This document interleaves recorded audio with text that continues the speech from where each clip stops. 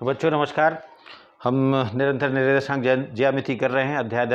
अध्याय कक्षा 10 की विषय गणित। प्रश्नावली 7.2 चल रही है। तीसरा वीडियो मैंने प्रश्नावली 7.2 का बना के दिया था, जिसमें लगभग 6 सवाल किए थे। अब पुनः मैं इसलिए आपको ये वीडियो ऐसे बना के दे रहा हूँ एक एक सवाल से कि आपको छोड़े ना। अगर बच्चों को एक सवाल बताया जाए और कहा जाए 5 सवाल तो शायद नहीं करते, इसलिए मैं क्रम से एक एक सवाल आपको बता रहा हूँ और हर सवाल में कुछ ना कुछ वैरायटी होती है। तो पिछले वीडियो में मैंने आपको बताए थे। अब ये छठवां सवाल है। छठवां सवाल है, पेज नंबर ये पड़ेगा आपका 184 पे। पेज नंबर 184 पे छठवां सवाल है। इसमें दिया है कि एक समांतर चतुर्भुज है। कैसा है? समांतर चतुर्भुज है। हमने समांतर चतुर्भुज की लगभग कुछ आकृति बना ली। ए बी सी डी, कहीं से भी शुरू कर ले, लेकिन एक क्रम से। यहाँ से शुरू करें तो ए बी सी डी, एक समांतर चतुर्भुज बना लिया। इसमें दिया है कि इसके निर्देशांक दिए गए हैं 1 2 4 वाई। ए के निर्देशांक 1 2, इसके निर्देशांक दिए हैं 4 वाई। सी के निर्देशांक, सवाल पढ़ें पहले किताब से, क्योंकि पूरी इबारत में नहीं लिख सकता। एक्स और सी के निर्देशांक हैं x 6 और डी के निर्देशांक दिए गए हैं 3 5। ये समांतर चतुर्भुज के निर्देशांक, शीर्षों के निर्देशांक हमें दिए गए थे। कह रहे हैं एक्स और वाई का मान निकालो। एक्स और वाई अज्ञात है, उनको हमें ज्ञात करना है। इसके लिए हमें कुछ करना होगा, दिमाग लगाना होगा, सोचना होगा कौन सा तरीका लगाएं। एक्स और वाई के मान समांतर चतुर्भुज के शीर्ष हैं 1 2 4 वाई, x 6 और 3 5। अब इसमें हम कौन सी तरीका लगाएं कि हमें एक्स वाई के मान निकल आएँ। तो इसके लिए हम ये करेंगे कि ये ए से सी को मिलाया और बी से, इससे हमें पता चलता है कि समांतर चतुर्भुज के विकर्ण एक दूसरे को समद्विभाजित करते हैं। मान लो ये बिंदु P है, ठीक है ना।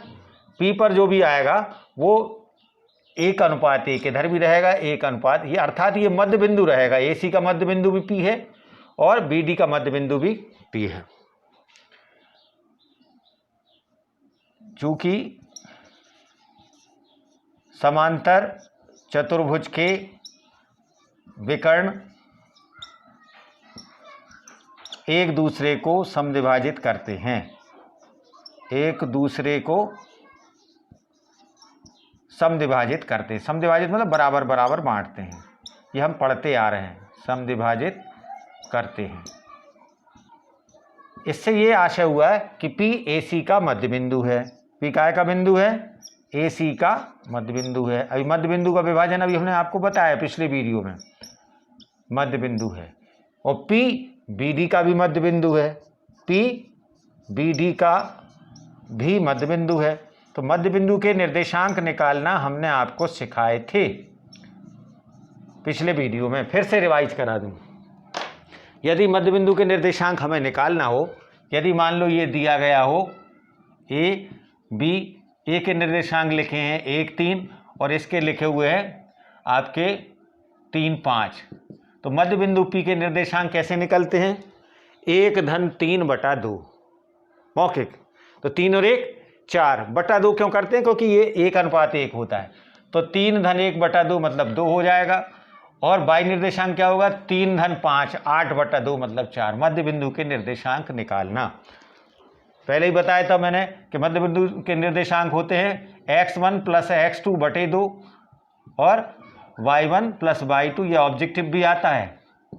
ये क्या है? मध्य बिंदु के निर्देशांक, सूत्र भी है मध्य बिंदु के निर्देशांक। इसको याद कर लेना, लिख लेना। अगर सिरे के निर्देशांक दिए गए हैं x1 y1 x2 y2, तो मध्य बिंदु होता है x1 + x2/2 y1 + y2/2। इस तरह से मध्य बिंदु के निर्देशांक निकल आते हैं। इसको नोट कर लेना, इस सूत्र को, मध्य बिंदु के निर्देशांक। अब हम यहां से भी मध्य बिंदु के निर्देशांक निकालेंगे, यहां से भी, तो हमें एक्स वाई का मान निकल आएगा। चलिए, AC का मध्य बिंदु P है, तो हमें दो बातें मिल रही हैं। क्या मिल रही हैं? यदि AC का मध्य बिंदु P है, मध्य बिंदु क्या है? P है, तो इसका मतलब क्या होगा? 1-x इसको चाहें तो अपन मान लें, इसको चूंकि एक्स वाई तो मान नहीं सकते, कुछ और मान लेते हैं, x1 मान लीजिए। चलो x1 और y1 p के निर्देशांक। x1 कैसे निकलेगा? AC से कैसे निकलेगा? 1 धन x बटे 2 बराबर मान काय का हो जाएगा? ये x1 का मान है, इसका x निर्देशांक मध्य बिंदु का निकल आया। और दूसरी चीज क्या निकलेगी? 2 धन 6 बटा 2 बराबर y1। ठीक है ना? इससे भी हमने मध्य बिंदु के निकाल लिए x1 और 6 वाले से मध्य बिंदु के निकले। इससे हमें ये पता चला कि इसको थोड़ा और हल कर लेते हम तो हमें मिल जाता कि y1 बराबर 6 दूनी 8 बटा 2 मतलब y1 बराबर 4। y1 बराबर कितना आ गया? 4। अब यहां से हमने देखा चूंकि P जो है BD का मध्य बिंदु, BD का मध्य बिंदु भी P है, मध्य बिंदु भी P है। P है तो इसका मतलब क्या होगा? 3 धन 4 बटा 2 बराबर x1। 3 धन 4 बटा 2 बराबर x1, x1 के निर्देशांक हैं। और 5 धन y, इसको चाहे तो और हल कर ले तो हमें मिल जाएगा 4 3 7 बटा 2। कितना मिल जाएगा? 7 बटा 2 बराबर x1। 7 बटा 2 बराबर, इसका मतलब होता है अगली स्टेप। यहाँ क्या मिला? 5 धन y बटा 2 बराबर y1। अब एक काम करेंगे हम, ये इसका मान काय के बराबर है? 7 बटे 2 के। x1 का मान ये भी है और x1 का मान ये भी, अर्थात x1 का मान यहाँ से भी निकाला और यहाँ से भी निकाला, दोनों को बराबर रख दिया। एक बार AC से निकाला, एक बार BD से निकाला, इसलिए अतः 1 प्लस x बटा 2 बराबर हो जाएगा 7 बटा 2। x कोऑर्डिनेट दोनों के बराबर कर दिए तो इस तरह से हमें 2 से 2 कट गया तो x बराबर हो जाएगा 7 माइनस 1, x बराबर हो जाएगा 6। x बराबर कितना आएगा इसमें? 6।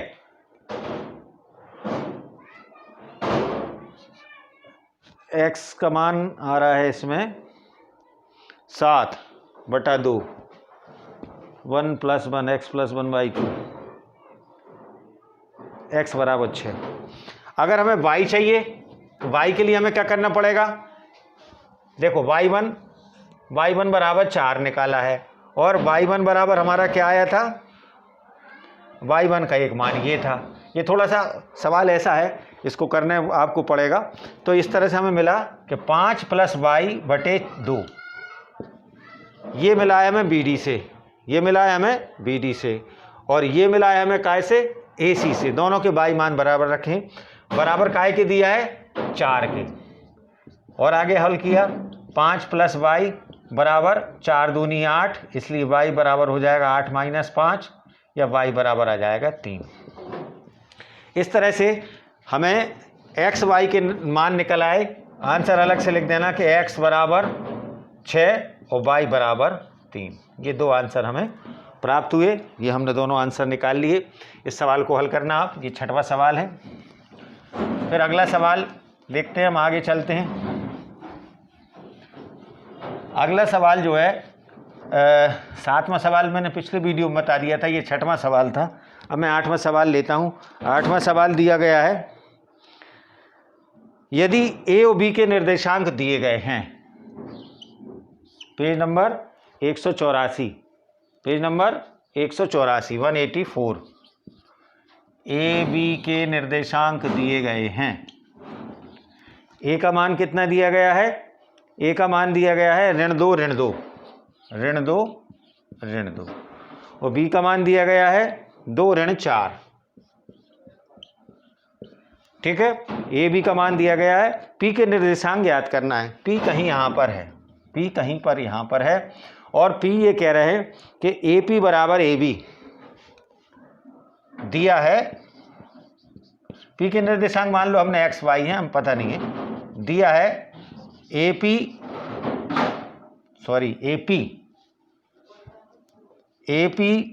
बराबर 3/7B, 3/7B, ये हमें 7 AB, 3/7 AB, या इसको हम देखें कि AP अपान AB नीचे ले आए बराबर हो जाएगा 3/7। ये इंपॉर्टेंट है, इसको ध्यान। AP और AB में क्या अनुपात है? AP जो है वो 3 गुनी है। AP कितनी है? इधर से यहाँ तक 3 है। AP का अनुपात है 3, और यहाँ से यहाँ तक अनुपात कितना है? 7। AP अपान AB का मतलब है कि AP 3 गुनी और AB 7 गुनी। तो इसका मतलब ये होगा कि यहाँ से यहाँ तक अब कितना बचा? 4।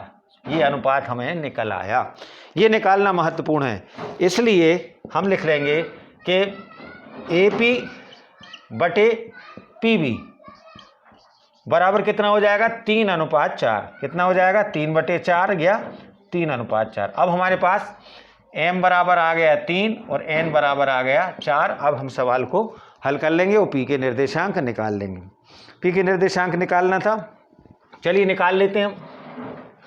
सूत्र आपको याद है, सूत्र इसके निर्देशांक x हैं, तो x बराबर क्या होगा? mx2 3 गुणा 2, 3 गुणा 2। सूत्र याद रखना बार बार, x बराबर mx2 प्लस nx1 बटा 2 बटा m प्लस n 3 गुणित 2 धन 4 गुणित ऋण 2, 4 गुणित ऋण 2 बटे में क्या आएगा? 3 धन 4, 3 धन 4। चलिए, तो 3 दूनी 6 और 4 दूनी 8, ऋण के 8 और 3 और 4 7 बराबर ऋण 2/7। कितना आ गया? ऋण 2/7। y बराबर कैसे निकलेगा? y का सूत्र क्या होता था? y बराबर होता था my2 प्लस ny1 बटे m प्लस n। चलिए सूत्र में मान रखें, 3 गुणित, ये m है, m 3 गुणित ऋण 4 धन 4 गुणित ऋण 2, 4 गुणित ऋण 2 बटे में क्या आएगा? 3 धन 4। तो 3 चौको 12, ऋण के 12, और ये हो जाएगा 4 दूनी 8, ऋण के 8 बटे 7, तो ऋण 20/7। 2 आंसर आ गए, एक 20/7, एक ऋण 2/7। इसलिए P के निर्देशांक जो निकले, P के निर्देशांक हमारे पास आए ऋण 2/7 और ऋण 20/7। इसमें क्या कलाकारी थी? उन्होंने अनुपात जो दिया था वो AP अपान AB का दिया था। ये 3 गुना थी और ये 7 गुना थी, तो हमने इसको 3 गुना माना, तो टोटल 7 में से घटा दिया तो ये 4 निकला। इतना सा इसमें सवाल में कलाकारी थी, उसको हमने हल कर लिया। तो निश्चित रूप से अब तक आपको विभाजन सूत्र के x निर्देशांक और y निर्देशांक के सूत्र याद भी हो गए होंगे। मध्य बिंदु का निर्देशांक भी आप निकाल लेंगे, ज़्यादा दिक्कत उसमें नहीं जाएगी मध्य बिंदु के निर्देशांक निकालना। अब एक सवाल, नवा सवाल, 9th प्रॉब्लम, पेज नंबर 184, 184 पे है। ये सिंपल सवाल है, इसको अब मैं आपके लिए छोड़ रहा हूँ नवे सवाल के लिए। एक रेखाखंड AB है, A के निर्देशांक हमें पता है, A के निर्देशांक है ऋण 2 2, ऋण 2 2, और B के निर्देशांक दिए हैं 2 8। कितने दिए हैं? 2 8।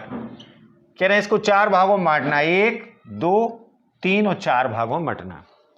4 भागों में बांटना है, AB को 4 भागों में, इनके निर्देशांक निकालना है। मान लो ये P है, ये Q है, ये R है। अब आप हमें बताएं P का अनुपात क्या होगा बांटने वाला? 1:1 2 3। P कितने अनुपात में बांटेगा? 1:3। ध्यान देना, ये 1 भाग, इस तरफ 3 भाग। P के लिए अनुपात जो होगा, P के लिए अनुपात कितना होगा? अनुपात बराबर 1:3। Q के लिए क्या होगा? Q के लिए अनुपात जो होगा वो होगा 2 भाग इधर है, 2 भाग इधर है, मतलब 1:1। 2:2 का मतलब होता है 1:1, मतलब ये मध्य बिंदु है। Q क्या है? मध्य बिंदु है। 2 हिस्से इधर, 2 हिस्से मतलब मध्य बिंदु। R के लिए अनुपात कितना होगा? R के लिए 1 2 3 भाग इस तरफ है, ये होगा 3, और इस तरफ है 3:1। ये 1:1 इसलिए लिख रहा हूँ, आप कंफ्यूज मत हो ना। 2:2 जो होता है, 2:2 का मतलब 1:1 ही होता है। 2/2, 2/2 मतलब 1:1। ये हो जाएगा आपका 3:1। अब हमें निकालना है तो निकाल लेंगे किसी भी चीज। इसको मान दे सकते हो कि x1 y1, इसको मान दे दो x2 y2, इसको मान दे दो x3 y3। मैं किसी एक के निकाले देता हूं। चलिए x1 y1 निकाल लेता हूं। तो x1 क्या होगा, x1 ध्यान से हल करना। x1 निकालना है तो इसके लिए इस तरफ अनुपात 1 रहेगा, इधर अनुपात 1 रहेगा, और इधर अनुपात कितना रहेगा, 3, 1:3। P के निर्देशांक x1 y1 निकालना है।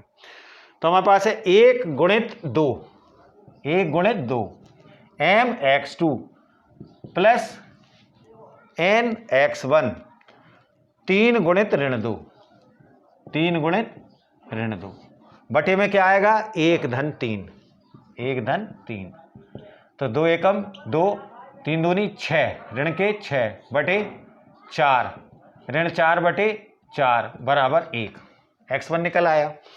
अब P का हम निकाल रहे हैं y1। क्या निकाल रहे हैं, ऐसे हमें x2 y2 निकालना है, x3 y3 निकालना है। x2 y2 में अनुपात अलग होगा, x3 y3 में अनुपात अलग होगा।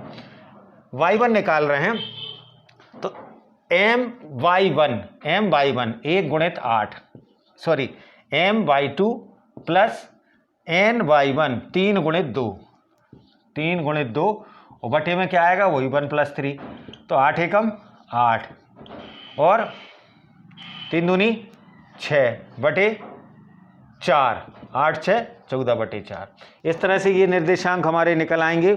ये कौन सा सवाल था, 8वां, ये 9वां सवाल है, ये 9वां, 9th प्रॉब्लम से इसको हम कर रहे हैं।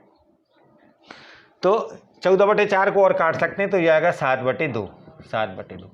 इसलिए P के निर्देशांक हमने निकाल दिए। P के निर्देशांक जो होंगे वो 1 और 7/2 होंगे। समझ गए आप, P के हमने निकाल दी। अब आप Q के निकालना और R के निकालना, प्रैक्टिस करना। ऐसा सवाल उदाहरण में भी शायद दिया है, नहीं उदाहरण में समत्रिभाजित वाला दिया गया था। ठीक है, तो ये सवाल आपको करना है, इसको कर लें। एक भाग मैंने कर दिया, 2 भाग आपको करना है। उसका पूरा हिंट दे दिया कि हम कैसे Q के निकालेंगे, कैसे हम R के निकालेंगे। लास्ट इस प्रश्नावली का 10वां सवाल, उसको और बता देता हूं। 10वां सवाल में क्या है, 10वां 184। एक समचतुर्भुज का क्षेत्रफल ज्ञात करना है। समचतुर्भुज की चारों भुजाएं बराबर होती हैं लेकिन एक दूसरे से 90 अंश का कोण नहीं बनाती। वो इस टाइप से होता है एक समचतुर्भुज। चारों भुजाएं समान लेकिन 90 अंश का कोण नहीं बनता। जी, उसके क्रम से शीर्ष दिए 3 0 4 5, 3 0 4 5 और ऋण 1 4, ऋण 1 4 और ऋण 2 ऋण 1। ये कहीं से भी शुरू कर सकते हो, ABCD, यहाँ से क्रम होना चाहिए लेकिन A के बाद BCD रोटेट चलना चाहिए। समचतुर्भुज का क्षेत्रफल हमें ज्ञात करना है। हम जानते हैं कि समचतुर्भुज का क्षेत्रफल जो होता है, समचतुर्भुज का क्षेत्रफल हिंट भी दिया है आपकी किताब में, बराबर 1/2 गुणित विकर्णों का गुणनफल, विकर्णों का गुणनफल, विकर्णों का गुणनफल। ये हमें सूत्र मालूम। तो हम एक विकर्ण ये निकाल लें, ये विकर्ण हम ये निकाल लें। चलिए, AC क्या होगा, पिछली प्रश्नावली में हमने दूरी का सूत्र किया था, x2 माइनस x1 का whole square plus y2 minus y1 का होल स्क्वायर। तो करनी के अंदर क्या आएगा, 3 ऋण 1 मतलब 3 धन 1 का वर्ग, 3 धन 1 का वर्ग। सूत्र क्या था, फिर से लिख लो, AB बराबर under root x2 minus x1 का whole square plus y2 minus y1 का whole square. x2 minus x1 का मतलब ये माइनस था तो 3 धन 1 हो गया, और 0 माइनस 4 प्लस का होल स्क्वायर। और आगे चले हम तो ये हो जाएगा 3 और 1 4 का वर्ग, और ये हो जाएगा ये भी धन के 4 का वर्ग। तो बराबर कितना हो जाएगा, यह आपका आपके पास 16 प्लस 16 करनी के अंदर बराबर 32, करनी 32। करनी 32 को हम क्या लिख सकते हैं, 4 करनी 2। आगे अभी बताऊंगा करनी 32 को 4 करनी 2 क्यों लिखा। फिर हमने निकाला BD, क्या निकाला, BD।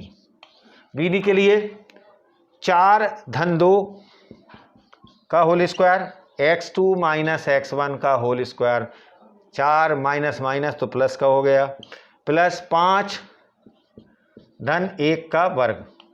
तो इस तरह से हमारे पास आएगा 6 का वर्ग धन 6 का वर्ग बराबर 36, 36, 36 प्लस 36 बराबर 72, और 72 को हम कहेंगे 6 करनी 2। कितना कहेंगे, 6 करनी 2। कैसे इसको अभी हम एक्सप्लेन कर देते हैं। करनी 32 को हम कैसे लिखते हैं, 2 गुणा 2 गुणा गुणनखंड किए गुणा 2 गुणा 2 5 बार, एक जोड़ा ये एक जोड़ा बाहर आता है तो 1 2 बाहर हुआ और 1 2 बाहर हुआ, अंदर क्या बचा 2, तो इसलिए 4 करनी 2। कितना बचता है ये, 4 करनी 2। इसी तरह 72 को क्या लिखेंगे, 6 गुणे 6 गुणे 2। 72 को क्या लिखेंगे, 6 छंग 36 गुणा 2, तो ये 6 में से एक 6 बाहर आ जाता है, अंदर बचता है करनी 2। यदि करनी के अंदर कोई जोड़ा होता है उसको हम बाहर कर लेते हैं, ये मिश्र करनी कहलाती है। अब हमारा सवाल सरल हो गया, 1/2, एक विकर्ण आया है 4 करनी 2। कौन सा विकर्ण आया है 4 करनी 2, ये वाला। और ये वाला विकर्ण कितना आया है, 6 करनी 2, 6 करनी 2, 2 दूनी तो 4 हो गया। हमने 9th में भी आपको सिखाया था कि अगर समान करनी का समान करनी में गुणा होता है तो पूर्णांक बन जाता है। करनी 3 में करनी 3 का गुणा कर दें तो 3 हो जाता है, तो करनी 2 का करनी 2 में गुणा हुआ तो कितना हो जाएगा, 2। 1 2 ये बचा है हमारे पास, 1 2 ये हो गया और 1 आपका 6 हो गया, तो 2 दूनी 4 छंग 24, 24 वर्ग इकाई या मात्रक।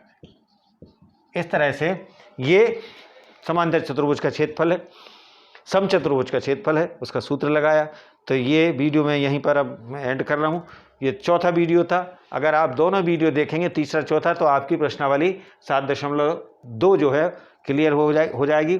अगला वीडियो आपको मिलेगा 7.3 का, जो त्रिभुजों का क्षेत्रफल है। इन 4 वीडियो देख के, पहला दूसरा तीसरा चौथा अध्याय 7 के, आपको प्रश्नावली 7.1 और 7.2 पूरी तरह से क्लियर करना है। चलिए वीडियो देखते रहें और अगले वीडियो का इंतजार करें।